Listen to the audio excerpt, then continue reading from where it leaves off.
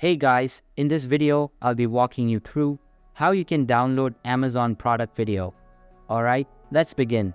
First of all, open any type of preferred browser on your PC or laptop and search for Amazon Store. After that, open the official website and make sure you are signed into your account.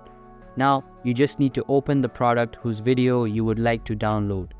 In my case, I want to download this video. So the next thing you need to do is to open up a new tab and search for Chrome Web Store. After that, open this website and a bunch of different features will appear. Simply navigate to the search bar above and search for Video Downloader Professional. Now install this extension on your Chrome browser. As I have already installed it, that is why there is no install button. Anyways, you can see that the extension icon is being displayed at the top. So now you just need to head back to the product video and open the extension.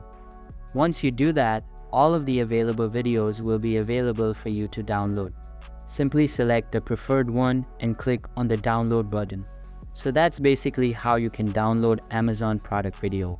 So that's all for this video. If you find it helpful, consider subscribing and giving this a big thumbs up, and I'll catch you in the next one.